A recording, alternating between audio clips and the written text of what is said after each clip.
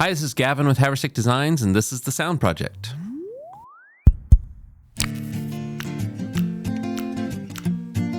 All right, I am here with my good friend, Jacob Biz Morris. What's up? Thanks for joining me, man. Yeah, man, thanks for having me. Yeah, I appreciate you coming up all the way from Atlanta Yeah. to visit Carmel, Indiana, and film this podcast. What were you thinking? It's going to be a good time. I don't know what to expect. Yeah. Well, but we've had a lot of fun. Yeah. Last night you flew in, we had dinner, and Played ping pong till midnight in the middle of the city. It's been great. It's awesome. So, man, we've known each other now. I actually looked it up when I was I was like, how long have I even known Biz? And I know the date. It's May 25th, 2016 is when we got introduced. Do you have that tattooed on you? I do. Okay. I do. We're not going to show it on camera, but yeah, it was. So that was been 7 years ago, and we were introduced.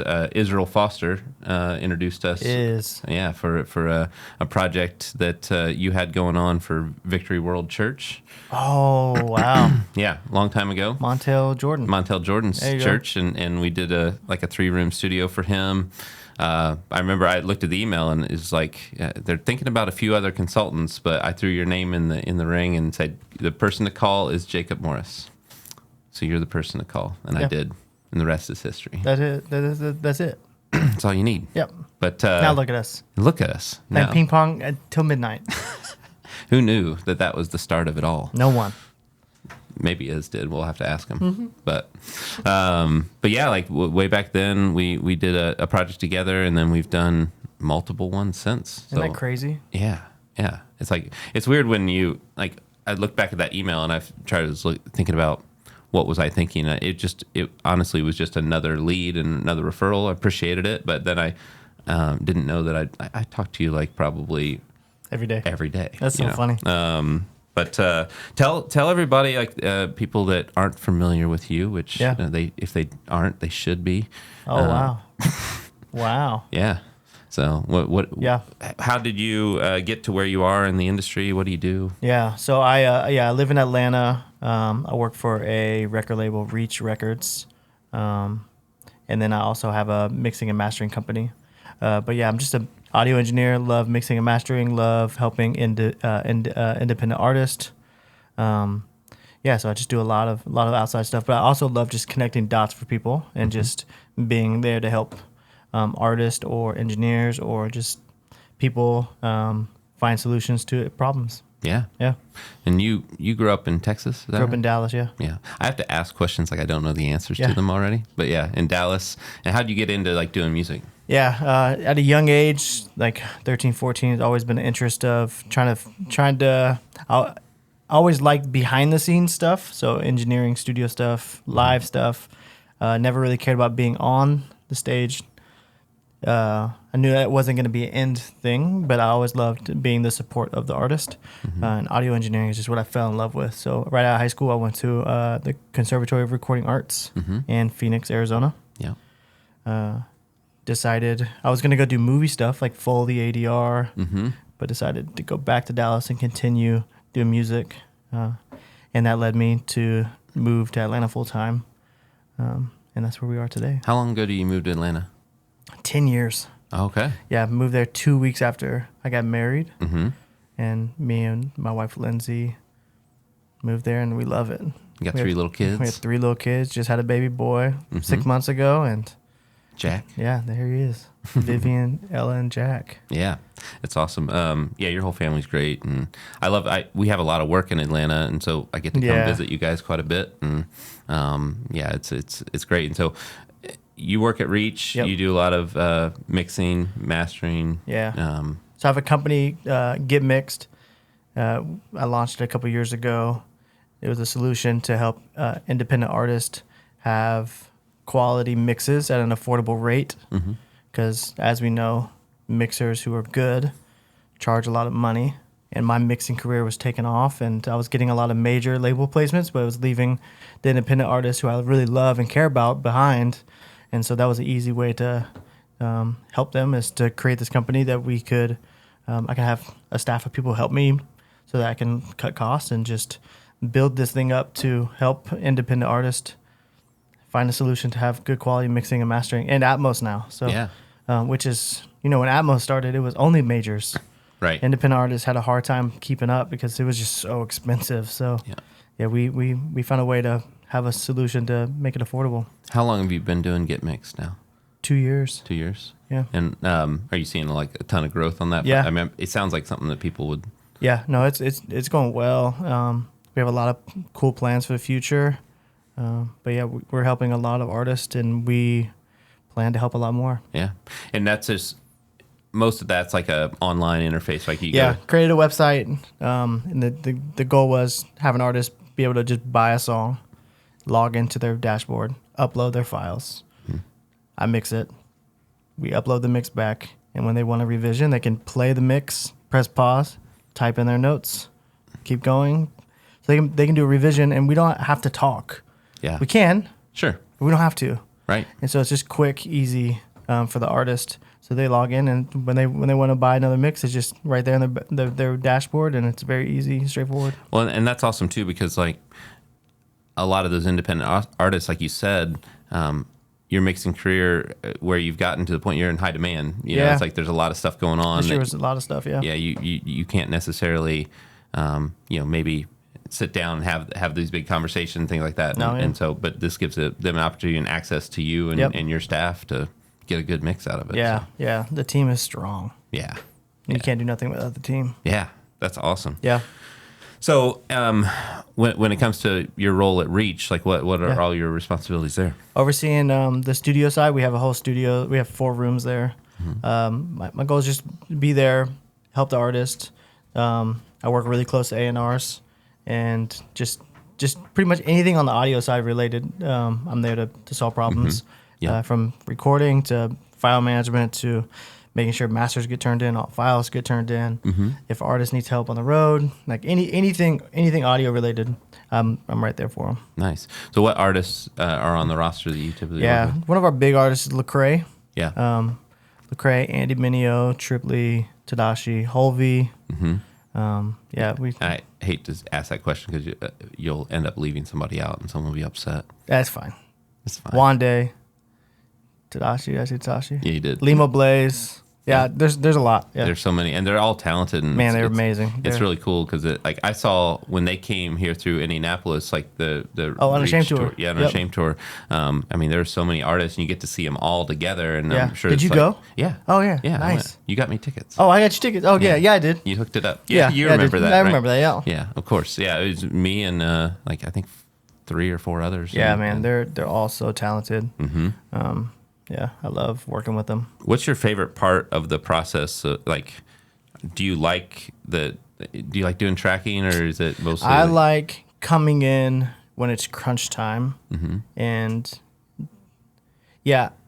the creation side, like the let's just try stuff. That's really fun in seasons. But I'm in a season where I really love if there's a problem to come solve it, and it's crunch time. We got due dates. Yep. Let's go. You like that part? Yep.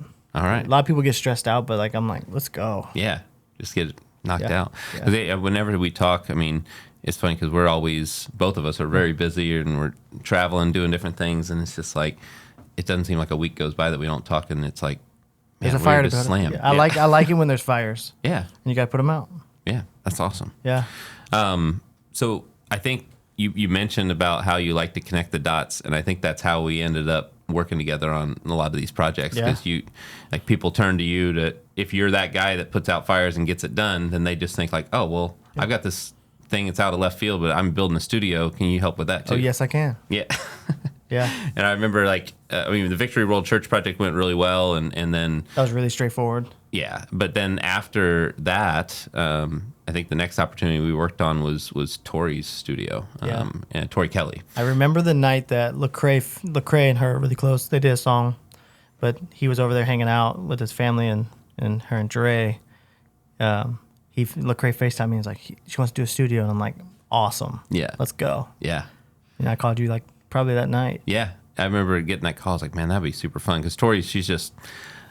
I didn't know her yet. You, of course, knew her, but she's like one of the best people. Like her and Andre both. Like her and her husband are just great human beings. Just really, really nice, and just genuine people, and even though she's got a big name and she's famous, and she doesn't act that way at all. Right. I remember when we were there doing the studio, like she was doing laundry while we were like installing treatment and stuff like that, and just down to earth, awesome people. And you called me about it, and basically like I actually created a PowerPoint here to kind of show off some of the work that we've done, and some of the early stages of the projects as well. Oh wow, that was her room before, right? Yeah, that's the room when we arrived. That trip when I went there, you had actually gone in a little earlier, and you had done like physical measurements, like we designed a lot of this from afar. It's like where you let's get started before. Yeah, and you sent measurements, but then also did some acoustical measurements in the room. Yeah, we were able to see some. Yeah, you did. Yeah, I did. Better than I could probably. Yeah, nah. But so the room is 12 foot by 14 foot 4 inches. It was just a bedroom, and it had some limitations. There's like sliding glass door. There's closets on the whole back wall of the studio, and that we really didn't want to remove. And she didn't want to do any construction. She didn't care about isolation. She just wanted it to sound good. She didn't have neighbors close. Yeah. Yeah. What was her main goals? Do you remember? She didn't want to make it feel like a studio. She wanted it to be homey, if I can remember right. Yeah. That was it. And one thing I always was scared of was that glass door. Yeah. And anytime, I don't know if we're jumping the gun here, but anytime I bring a problem like that, that stuff does not scare you. That excites you. Yeah. I mean, because you're like, she wants that glass door, so let's figure it out. Yeah, it happens all the time. I mean, like we did a studio for Tyler Joseph that had windows everywhere. It's a sunroom, and there's windows, and every project there's going to be compromises. There's going to be things that we got to work around, and the thing is, like sometimes people will look at that and say like, well, the room is a lost cause. Like you're never going to get tear it down. Just build it again. But no, it's like I knew that she just wanted to have a nice, cozy space for her to be creative in, and I mean, she got her start doing YouTube videos out of her bedroom and things, and like now she bought a house and she's successful, and she wanted a space for her, which is to get back to kind of the roots of it. But you sent some. I won't get too in the weeds with the technical details, but I did. You did this testing results. Yeah, I did. This is the frequency response of the room before treatment, and it had challenges. It had some peaks and dips here in the low frequency range. We've got like especially in that 60 hertz range, there's a bit of a dip, which is around kick drum frequency range. So we had to look at that and address that. A lot of comb filtering that was happening in the higher frequency, just because everything was reflective. You got glass, hardwood floor, and drywall walls, and just every room looks bad before it's treated, and it's just a matter of, it's just fact finding, figuring out like what's going on.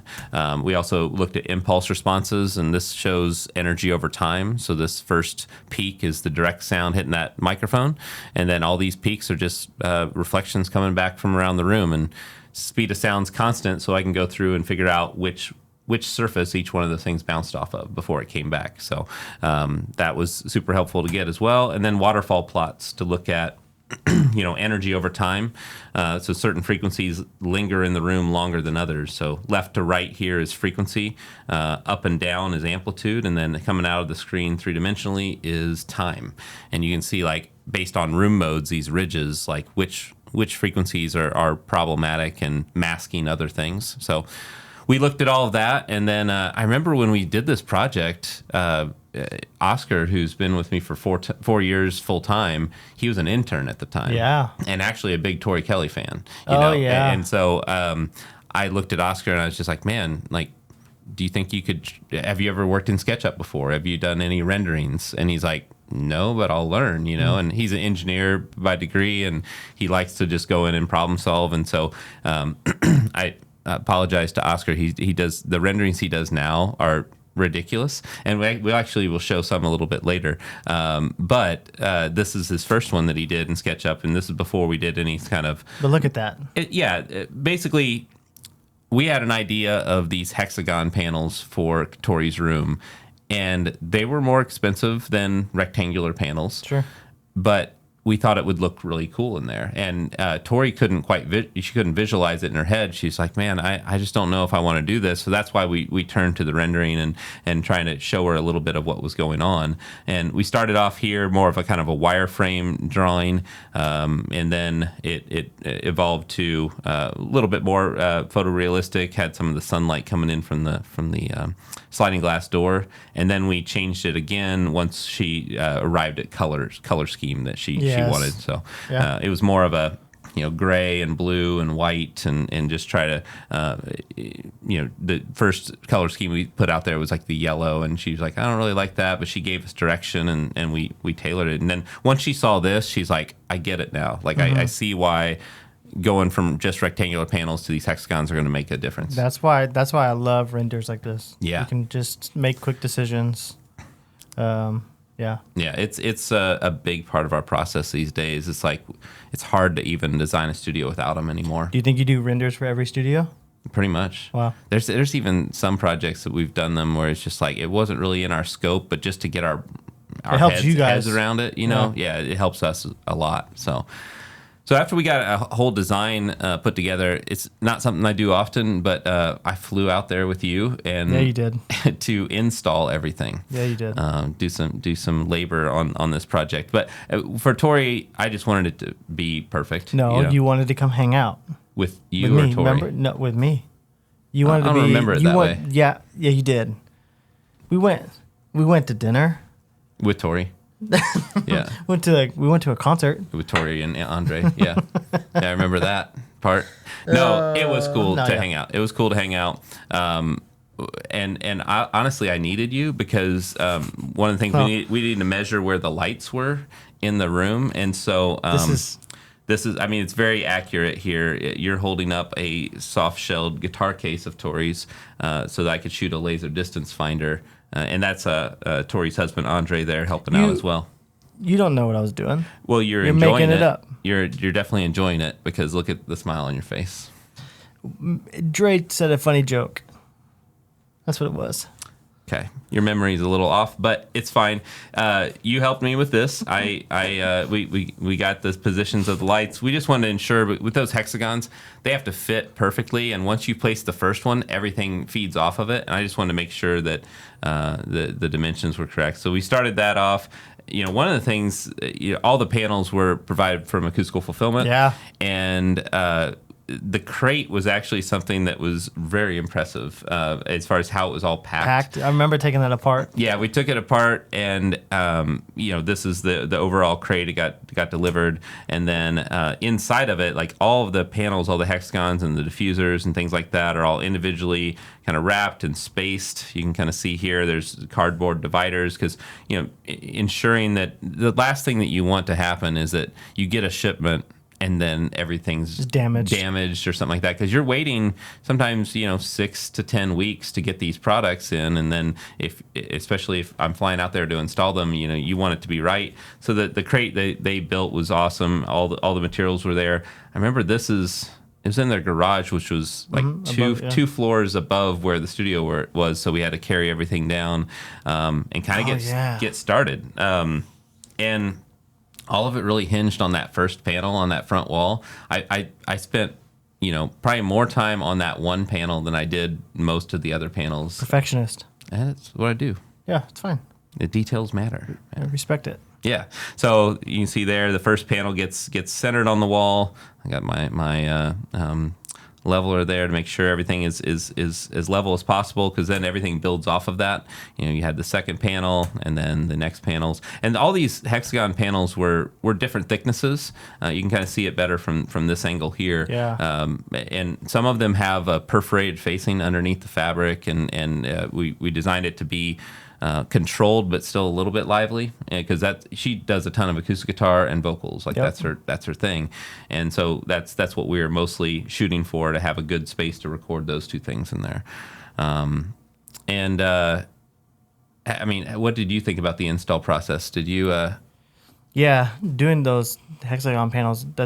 I never done that before. Yeah, but. Because she was there, they kept coming down to peek in, and watching them be excited about it. Yeah. also made me excited. Well, one thing she was excited about was helping us to fill the diffusers, because the diffusers they come empty, they're hollow, and they stack. But what we got is a bunch of this expanding foam product, and Tori even helped with this stage of it, because it's honestly just kind of fun. So we filled each one of these, and that's so that they're not going to resonate or rattle and things like that. And all these diffusers go on the ceiling in the back part of the room. My idea was that if she wanted to do acoustic guitar, she could sit right underneath those and have a nice full sound. But we also had a nice view while we were doing it. It's a great one. Next thing here is the Flex 48s.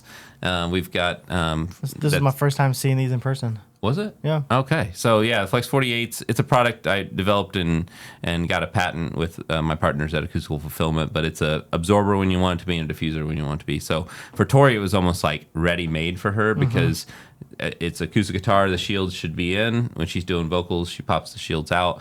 I don't know how much she does that. I was going to ask you, do you think that she does that? I don't think she does it a lot, honestly. It's just her vocals sound great. Yeah, vocals sound great. There's a lot of things that have ended up on the album that she does out of that room, and I think that it is also a cool backdrop for all these like talk shows that she was on during COVID. Like, she was perfect timing. She was always like sitting on that couch with the Flex 48s behind her, and she was probably on 6 or 7 talk shows that during that season. But the next photo is really important, because this is when we're done and you were feeling good about yourself. That's all the hard work I did. Is it? Mm-hmm. I tend to remember that I installed a little more than you did. I think this is when I built that mixing rig, and I had that with me. Do you remember? And I was upstairs mixing. Oh, you were. While you were. Yeah, that's the thing. You were. I was busy. You were busy doing your thing, and I did most of the install. Yeah, but I don't think that that's true. But that's fine.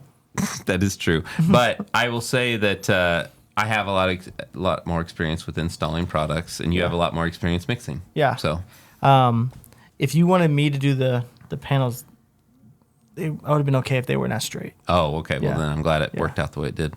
So that's you, excited that it's done. This is us trying our best to not smile. I didn't include the other pictures because there's a lot of them where we're corpsing a little bit. But I wonder what time that was. Late at night. That was probably 1 or 2 in the morning. Because we were leaving the next day. You were leaving the next day. I was. Because I had after we did the acoustics, I was doing the gear. Yes. Yeah, on the same trip. On the same trip. Yeah. So the final photo of the room, just such a cool space. That desk. Oh, that's why. Monkwood. Yes, that's why we had to do it. We had to time everything perfect. Right. Because he was driving to deliver this desk, and then I was doing gear all on the same trip. Yeah. If anyone out there has not seen Monkwood's work, it's amazing. So if you search on Instagram for Monkwood, or I'm not sure if the website's monkwood.com or not, we'll look it up, but we'll put it in the description. Just always like custom handmade he's awesome desks, and I just love it when any of those end up in a studio of ours. And so he's got that desk. Tell a little bit about the gear that you selected for her. Yeah, my favorite vocal chain is the 1073 TubeTech Sony 800. Mm-hmm. And so when I was talking to her about what gear she wanted, I knew it was a solid vocal chain that she wanted, and that was my favorite. So it wasn't much convincing. She was pretty, she trusts. So yeah, we did. It's pretty simple. We got an Apollo, I think, the Grace design monitor controller, Focal Trios, 800 TubeTech 1073, and then a Trenoff for the Focals. Yeah. I mean, it's super simple, but every single aspect of it's like the highest quality. Yeah, and my goal too is just I didn't want her to have to solve like any problems when she walked in. So I knew if we added too much stuff, it would have been a headache. Yeah, she wanted it to be just ready to go and laptop docking, because anytime she wanted to go on the road, she wanted to take her laptop. Yeah. So she had a docking station. She just pops it in and goes. Awesome. Yep. She's very happy about it. I remember when it was all finished up, like she was just like so ecstatic that she had this in her house, you know? And it's always great to see that. I mean, we work with a lot of artists that are just like, I mean, they have the ability to have these spaces, and it's but it's not lost on them that it's just like, this is really, really cool. It's a dream, yeah. Yeah. Yeah. So like, yeah, she, being able to play acoustic guitar in there sounds really nice, but also being able to cut vocals. I mean, it's kind of perfect for what she does. Yeah. And also we got Frodo the dog. Let's go. Frodo the dog is, that's one of my favorite things about going to projects. I get to meet so many dogs. Yeah. Like, we got Charlie up in Traverse City. We got Jim in Columbus. We got all these dogs that I get to play around with. So Frodo, shout out to Frodo. Frodo. I'm realizing on this next slide, like the image is upside down.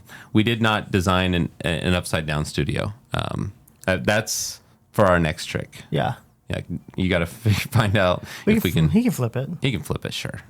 Now this is next one is Crowder's studio. Yes. Crowder. So this one was one of the most fun that I've had on any project. Like I had multiple trips down there. Felt like every time that we went over there, we got into something fun and different and weird. Oh yeah. But this was the space when we first arrived. I mean, nice thing about Crowder is that he did not care about isolation, and just like Tori, like makes the project a lot easier. Honestly, it's like because all the isolation details and 40-50 pages of CAD sets, we didn't even have to do any of that. Yeah. He just wanted a great sounding room. Yeah, I remember when we had a mutual friend, and I've known Crowder for a while, but I remember a mutual friend connected us for the studio, and he called me to come over, and I walked in the room, and I just said, "What's the goal?" Mm-hmm. And I knew that he wanted. Yeah, I knew what was delivered. The end result was his goal, and so that's when I knew to call you. Yeah. To make it happen, because some people just want to go to Sweetwater and order panels and just put them up. It's great. Yeah. But some people just want a little bit more. No, something else extra. And he wanted not just a little more. Yeah.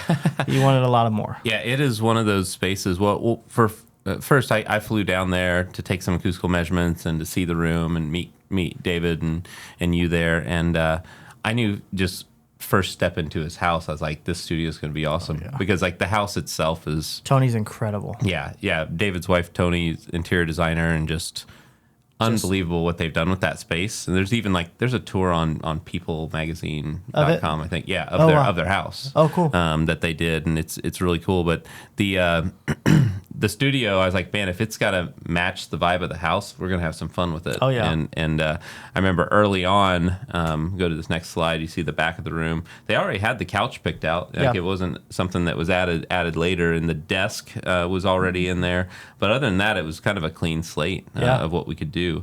And I remember early on, Tony was like, man, I want it to be really clean and white and which is always scary. Which is scary. Well, you know what? It wasn't scary at the time because it was really the first all white studio we've done. Okay. We've done a bunch of them now, because of this one, because they see this room and they're just like, man, I want something like Crowder's space, and then it just kind of snowballs to each of the next projects. But they wanted it all white, and it is a scary thing in the fact that white fabric can get dirty really easily. You got to make sure that it's taken care of. So Matt Call and Simplified Acoustics, they did all the install, and they're great at everything that they do, but it's really working with white fabric. You got to do all of the dirty work, like cutting the wood and putting the insulation in, and then you got to clean the whole space, and then you tuck in the white fabric, and it's a challenge. But we early on, we started by. There's a little bit of a thing here. This is a shot of the front of the room where we had to take out this soffit area. We had to cut away of it because we wanted this angled ceiling cloud to come up there. And David's tall. Yeah. I don't know, how tall is he? 10 foot? Probably less than 10 foot. Maybe 6. Give or take. I would guess that he's 6'6". He's I don't know, 8 foot. Okay. So anyway, he's not 8 foot. He's tall. 9 Let's foot? just say, can we agree to say he's tall? Okay, he's tall, and the the ceiling cloud there, if we didn't cut away at the soffit, it would have just been really low and really close to his head. So we wanted to make sure that we got it up high enough with the angle, and so we had to cut away a little bit at the soffit. Again, since isolation wasn't an issue, it didn't matter. We could cut away from there. And I think right above them was the dining room. No. living room. Something was. It wasn't an issue. It's like where he has that piano, I think. Yeah, just not a problem. But here, you see all the brown things on the walls here. That's 4 inches of Owens Corning 703, but it's the formaldehyde-free version, so it doesn't have formaldehyde in it. Usually you see it's yellow, but that's what you're seeing a lot of here. And we kind of went back in after the fact and added some more perforations and things like that to liven the room back up.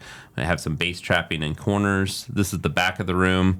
Notice, even though it's formaldehyde free, it's still fiberglass. So Matt's got the full mask garb on there to make sure he's not breathing in the particles all the time. But this back area here is an inset area that we had for a diffuser, and we'll show a little bit about what we did there.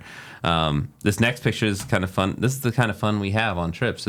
That's you and David. Yeah. And a really cool statue. Remember when they were doing renovation in the house and they had that huge beam that they were trying to place there for this cantilever thing, and we thought, I mean, we weren't there to witness someone getting critically injured, but I don't remember this. Okay, we were really. You guys are concerned. I mean, yeah. David's got his arms crossed. We were afraid that this beam was going to fall on some people. Yeah, so we were there to call for help. Yeah. But you were concerned. I was going to call for help. Yeah, but yeah, and then so there's a lot of steps.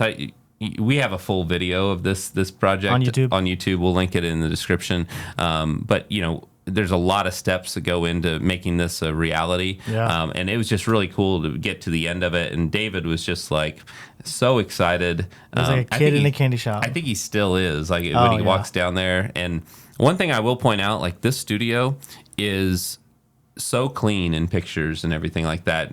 But every time I've been over there, it looks the same. And he's not, and I can pop in just when I'm in Atlanta for something else. Yeah.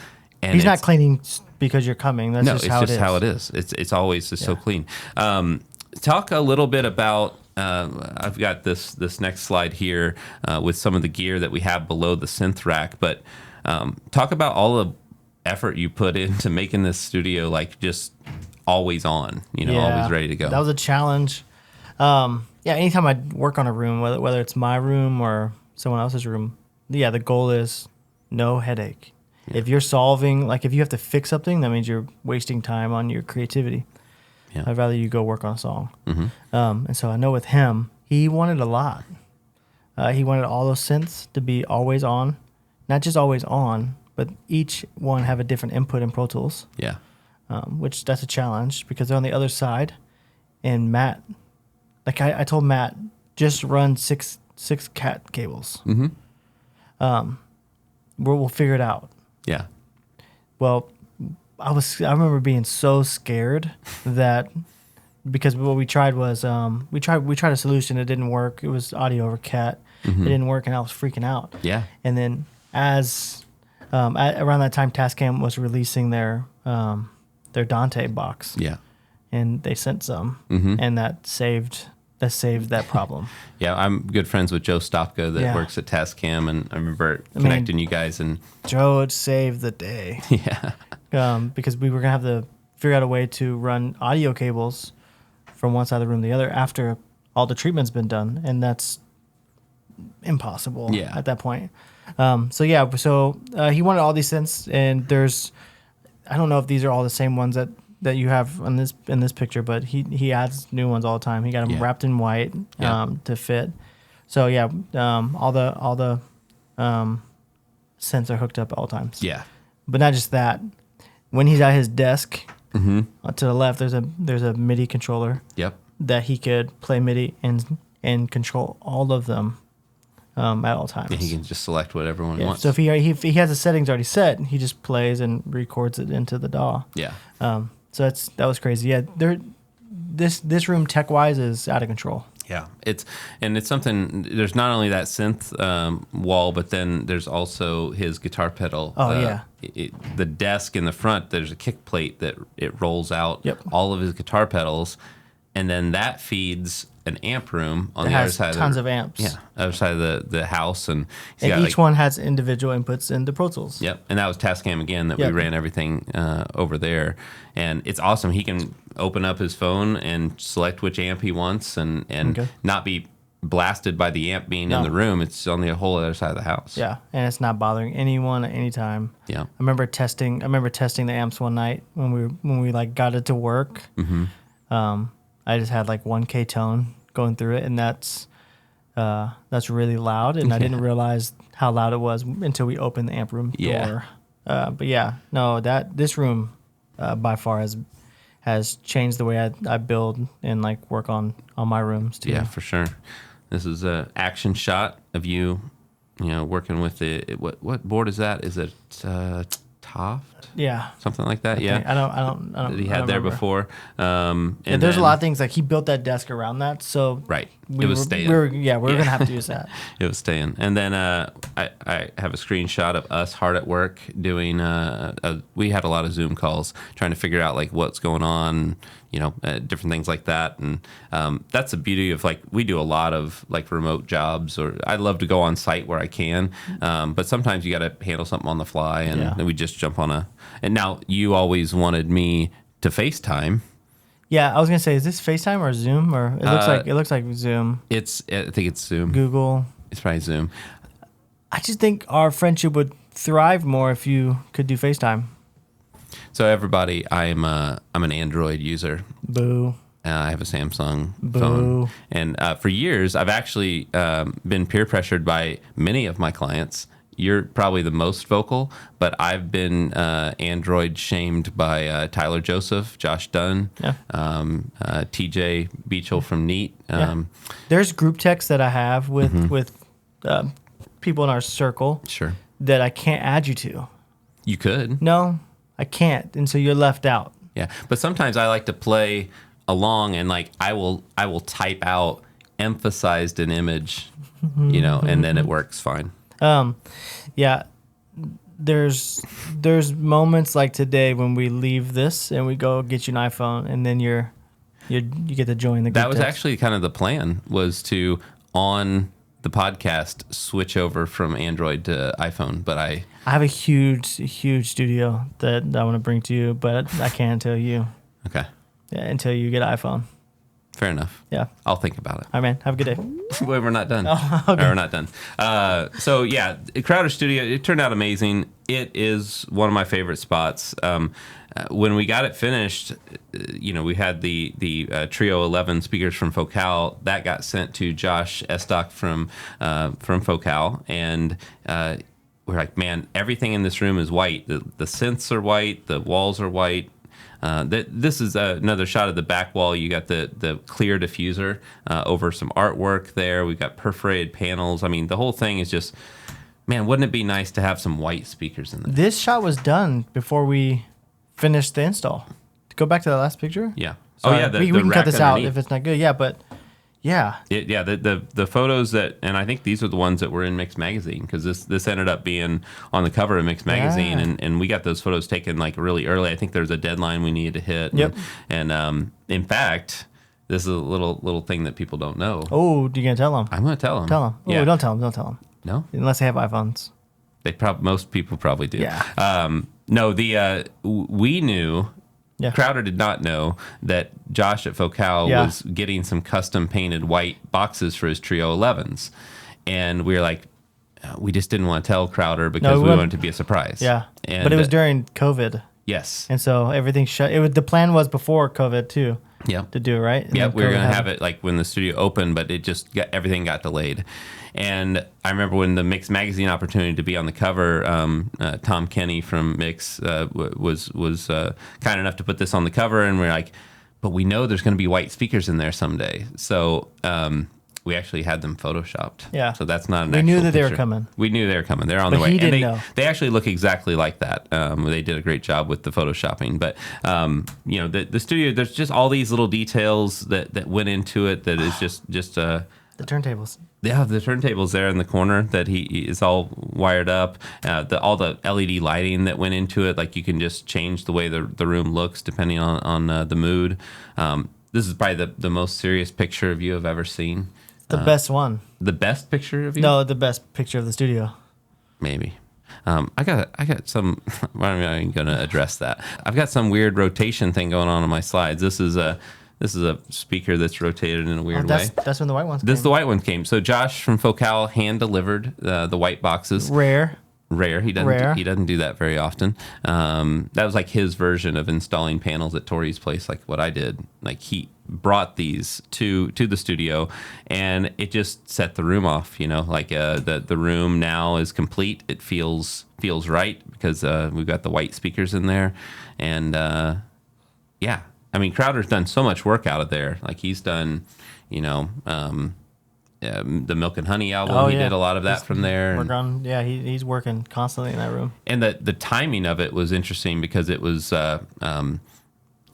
I think the studio got done a week before COVID started, like right before he went on tour, because he was on tour like 3 dates into it when COVID started, and then he had to stop the tour, and he came back to the studio was like 90% done. Some tech stuff we needed to work out, but it was enough for him to work, to be able to work and make it happen. So just an awesome space. One thing, and again, I've got a weird rotation here thing. Luke can take care of that in post, but one thing about Crowder is that he's just like one of the most like giving people, and just like he invests in you like as a friend. And I don't think I've ever told this story on a video before, but my son likes to give Pokemon cards to my clients. He's a big Pokemon fan, and so Grayson will spend good amount of time really thinking about the person that he's giving it to and like what would resonate with them the most. Wow. And he's given cards to Tyler Joseph and Josh Dunn and Debbie Ryan and all these people, and he wanted to give one to Crowder. And he loves Crowder's music. We listen to it in the car a lot. And so this next picture here is Crowder. This was some other time that we were there visiting, and he just brought with him the card. He carried it with him because he knew he was going to see me. He's like, "Tell Grayson I've still got the card." And so I'll zoom in on it. It's for those collectors out there. It's a Spiro, which has the battle here of peck bugs for 10 plus. And I don't know why, but Crowder just loved that card, like Spiro, and he keeps it in this like special drawer. And one of the cool parts about my job is that I got to take Grayson to his first ever concert, and it was a Crowder show. That's awesome. And so Crowder, I had to explain to Grayson. I said, "Listen, buddy, like normally when you go to a concert, you just buy a ticket and you just sit down, and then you watch the show, and then you go home." But Grayson got to go on the tour bus with Crowder. Even Toby Mac was on that tour as well, and he got to go up on stage when Toby did his last song and dance around. So it was a great experience. Like, this never happens, son. This doesn't happen very often, but occasionally we get to do that. Yeah. But yeah, just one of the best experiences. I'm so grateful for you for bringing us in on that. Oh man, more to come. Yeah. All right, next one is just. We helped you, upgrade your studio to Atmos at Reach, and we didn't do a lot of acoustical upgrades. We didn't design the room to start with. But you did a great job with like treating the room and getting it to a point where you'd been working out of there for years. But then as Atmos became more of a thing, it was time to upgrade. So. Yeah, I knew I was going to make the switch a couple of years ago, like 2020, 2021. Yeah, and so I knew that I needed to work on the Atmos rig, and so when I was ready to do it, you helped me with speaker placement. I had to upgrade my desk. I had to get rid of a lot of stuff, bring in stuff. So I got that desk made, and we've got kind of a side shot of the room. And one of the things with placing the surround speakers and the rear speakers and the ceiling speakers, we had to make some adjustments to ceiling clouds and panel positioning, and that's something that there's a lot of people upgrading to Atmos at this time, and it can affect your acoustical treatment and what you do with it. So we helped you with some diagrams and for the placement, but you guys did all the install here. You see some of the ceiling speakers around the ceiling clouds, and tell us about how much work are you doing in Atmos these days? Yeah, a lot. I don't know the percentage, but it's most of the time the bigger label clients, for sure, if they're doing stereo, they're also doing Atmos too. Yeah. So yeah. What was the biggest challenge in making that jump from doing mostly stereo stuff to Atmos? Yeah, there's no one way to do it. All the engineers are trying to figure out what translates the best. They have boundaries that we have to stay within, but there's a lot of wiggle room. So yeah, just trying to figure out sonics of Atmos. Because there's not only like techniques that people use, but it's an artistic piece of it. You know, it's even more. I mean, you're already being artistic being a mixer, but then like being able to then have so much more available to you and more headroom and being able to place things around the room. Yeah. And it's also probably a weird balance of doing what's right for the song versus doing something that's a little hokey and it's like, oh, something's flying over top of me, but is that serving the song at all? Yeah. You know? No, I try to stay away from that, but I'm so happy that we did it and I appreciate you for helping. Yeah. No, it's a great room. And then that kind of leads us to the next thing that we're working on currently, which is your space at your house. Yes. So look at this. This is fun. So we've been talking about this for years, like probably 6 years or so. It's always been a dream. Yeah, just having a space at your home that you can, you got 3 kids and it's nice to be home with them. I guess what's the main motivating factor for having a room at home? Yeah, I think that's it. I don't think I'm not gonna work in it every day because I'd like to be around people. Yeah, and so I have the other spot.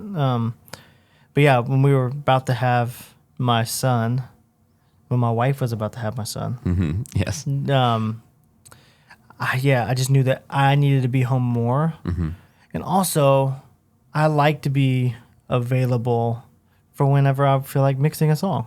Yeah. I like having a room available when I like mixing a song. I can't just pull out my laptop at the dinner table. Right.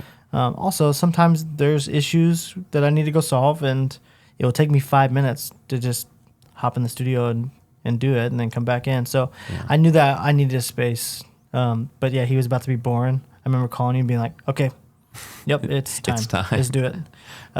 We were getting stuff designed. Like we did our whole design for our backyard a couple years ago, and no, this is what did it. I had to get that big tree taken down. Right. And once we got this big water oak taken down because it died, I was like, perfect spot. Son's being born. Everything was permits. Like I was like, let's go. Let's do it. Right. So it's basically a standalone room. That's in the backyard there. This shot shows some of the progression of the contractor that was building it and kind of putting it all together. One of the things that I know was big on your list was having some natural light in the room, like not just feeling like you're in a. Right. I mean, you could be in a box anywhere mixing, but if you could have a little bit of view from the outside and have some light coming in. I remember because they have like studio shed, they all have different angles, and so I was talking with the builder. I'm like, this is what I want, angle like this, and I remember calling you and being like, is this okay? And you're like, can he flip the angle? And I was like, yeah, ooh, that's custom. I don't know. Yeah. But no, you came up with some plans and I gave it to him and he was like, yep. Yeah, because originally the angle was going to be side to side. Yeah. And with mixed rooms, we want symmetry. And so I was wondering, can we just slope from the front of the room up to the back of the room? And he made it happen. You know, it's really great. And then next slide here is showing a little bit further along where we've got some like siding and you got the doors in, the windows in. Just going to be a really cool space. Right now, I mean, I don't think I have any more recent photos than this one, but we were at the soffits are almost done. I kind of it's really hard to, stop. I wanted to do a lot myself and document it all. So that we can do a video later. But yeah, soffits are done. I'm hoping to have it done in a couple weeks. Yeah. Next, I'll show some renderings that we did, and we're going with a little bit different color scheme. We're going more white. Yeah, I'm gonna do white. But this is some renderings that were done by Tracy Roberts, one of my employees. It's actually the first renderings she'd done. Like she does a lot of the CAD work and things, but she crushed it. Yeah, it's just awesome. And so you get the windows on the side, you got the sloped ceiling. We've got the right now it's showing the Atmos system in there. Are you going to go right off the bat, you think, for that? I'm wiring it. I'm wiring it for sure for Atmos. I don't know if I'm going to pull the trigger right away because I have my other room. Sure. But, I mean... That's the plan. That's the plan. That's a great thing about when you're building something from scratch like this. You can run conduit and just plan for the future. So, and that's a conversation we're having a lot of people is it's like I don't know if I want to do Atmos yet, but I want to build this studio. So we'll just run the conduit. It's cheap to run PVC and then just have it right there behind the drywall, mounting points for where speakers would go, and then you can make the decision down the road. Yeah. But yeah, that's the inside looking forward. We've got the back here, and it's just going to be super comfortable space. It's crazy because that's like this is a rendering, but I show people all the time and like this is where it is. I'm like, no, this is a rendering. Yeah. But the you room don't have that city skyline behind you. Yeah, I wish. Actually, I don't wish. Yeah. But this is exactly how the room looks and is going to look. Mm-hmm. Yeah. And we have we have these insets here on the side. You've got. I know you I don't even know where a lot of the plaques are because you have a lot of them. Yeah. You're a very humble person, but. Yeah, thanks. You've done a lot of things, and so we have these little insets to be able to hang plaques on both sides. But honestly, it was a way to cover the electrical panel. Because I have two electrical panels, clean and dirty power, but I have nowhere in my house to put plaques that doesn't feel like, look at me. Yeah. So I have a couple at the other studio, but then I have boxes just all over the house. Yeah. So I'm excited to be able to have somewhere to display a couple of them. Yeah, it's going to be awesome. So that's where we're at right now. I mean, I think we covered all the projects that we've worked on together, and they're all been really major steps in my career too. So I'm really grateful for you to bring us in on things because, the Tori project and the Crowder project is these are studios that people now look at that they want to then emulate, and it's opened a lot of doors for us. So man, that's awesome. Yeah, no, I love working with you. I know the clients love working with you. I think you're one of the most honest, kind people that I know, and so it's easy to bring that in on projects because I know you're not going to, you're making decisions based on the best choice. You're not doing it for money. No, and I'm not. I come from a background where it's just you treat people the way you'd like to be treated, and I know that if I'm doing a studio like this, I wouldn't want people to spend my money frivolously. I don't want it to be something where it's just so I'm upfront and honest with people about okay, we could do this. But it's going to cost, quite a bit more, and really the only upgrade is aesthetics. Yeah. Acoustically, it's going to sound the same if you do this or this, but at least put that in front of them so that they know if they are cutting something for budget reasons, they know what it's going to do aesthetically and they know it's going to do acoustically. And if I'm upfront with the people about that, and they're making the decision with all the information, then I can sleep well at night. Yeah, it's easy to, So what I was going to say is, you make decisions as if it was your money that you're spending, and the clients see that too, and that's what I do on the music side, the mixing side. I always try to find the best people to work with that are honest people, and you're one of them. Thanks, man. Yeah, I appreciate it. Yeah, and honestly, you're just become one of my best friends. So we play Call of Duty every weekend.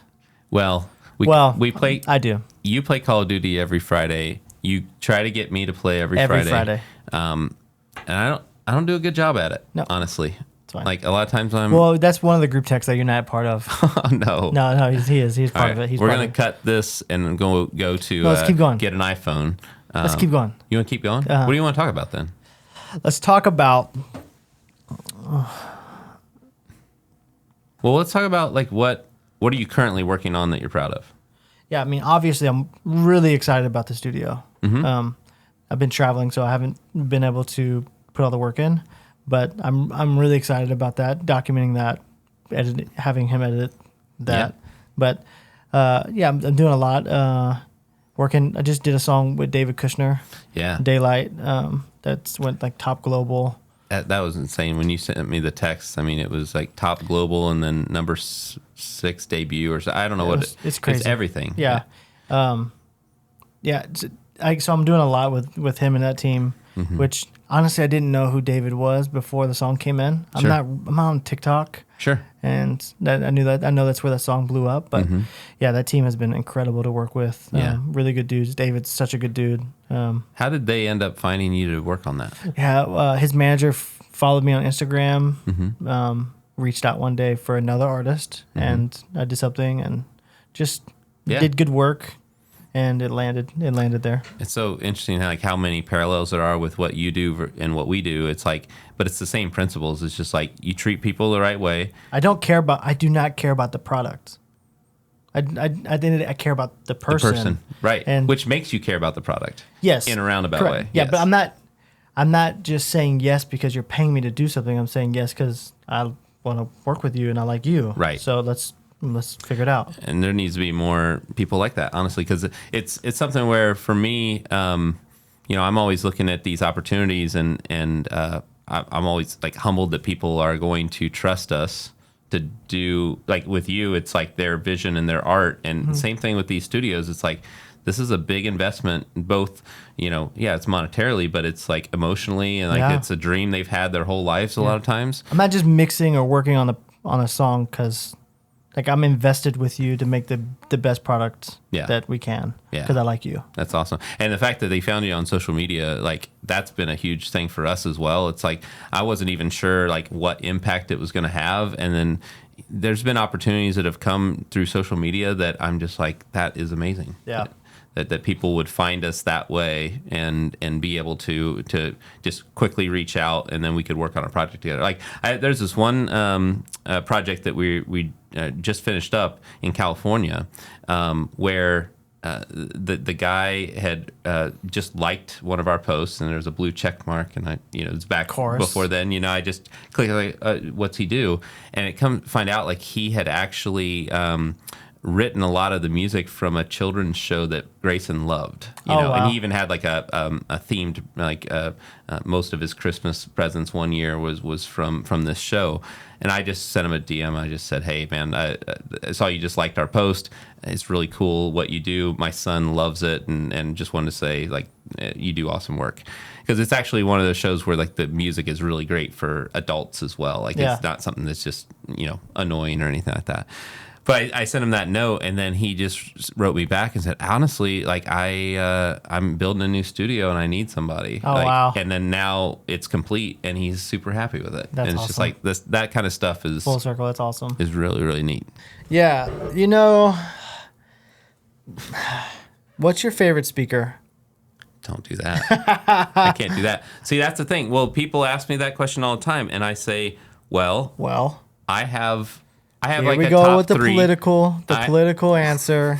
I have a top three that I usually say like these are the ones I prefer, but everybody else is going to have a top three as well. Yeah. Sometimes people just have a top one. Let's talk about this. Trinoff. Okay. I'm a big fan of Trinoff. Yes, me too. But I put them in every room. Mm-hmm. I plan to have it in my room at the house. I have it in my studio, a couple studios at my place. But do you remember David's room? Yes, in Crowder's room, yeah. Remember how many hours we spent? Yeah. I mean, we spent like 4 to 6 hours or so. Tuning the room with the Trinoff, which only takes, if you know what you're doing with the Trinoff, you can get it done in 30 minutes. Yeah. But we were dialing it in for a long time. Is the Trinoff currently in David's room? It is not. Why? He just preferred the sound of the room without it. What did you think about it? I felt pretty much the same way. I agreed with him. Yeah. Yeah. I mean, there's a lot of rooms where I put the Trinoff in and I tell people all the time, I call it a cheat code. Like it feels like, wow, this was a pretty good room already. Yeah. And then suddenly it's like it's crazy. And so, for some reason though, in David's room, like without it, it just sounded, I think, more true. You know, than it was. And I don't know why that room, because we've put it in, probably 15 to 20 rooms that we've done. Yeah. And I don't know why his room was the exception, but it was. Yeah. I can always find a reason to put it in a room, and that way I took it out, which is... Yeah. It's kind of different. Yeah. But yeah, I mean, it's all, I mean, every room is different. Every room has different acoustical properties, speaker setup, different speakers, placement of those speakers, and it's every little bit of it is factored into the end result. It's like I realize that what we do is like it's an important part of it, but it's just a part of it. Like there's all these other things that are important to make sure it gets it right. Yeah, man, you're amazing. Your team's amazing. Thanks. You guys are a joy to work with. You as well, man. It's I always know too when you bring a project that one, it'll be fun because we get to work together, but also it's like, I mean, every person we've worked with has been quality people too. So every year, at the beginning of every year, we say, all right, so how many projects do we want to? What's our goal this year? So that it's just a reason to kick it and hang out. Yeah, at least one a year would be ideal. Yeah. So after you build this studio in your backyard, we're gonna do another one further back in your backyard. 2. Lindsay will love that. Yeah, 1 Atmos and 1 stereo. Yeah, Lindsay will love it. She said yes already. I'll check with her and see. No, I have a really big job for you, but you're green. I'm a green You're text bubble. You're not blue bubble. Okay, well, we're going to end this episode of the S.O.U.N.D project now, and I'm going to go get an iPhone so I can get another project with Biz. So that's the goal. So that's been another episode. Thanks for being part of the S.O.U.N.D project. If you have any other ideas of future episodes we could record, feel free to email us at info@haversickdesigns.com, and we'll see you next week.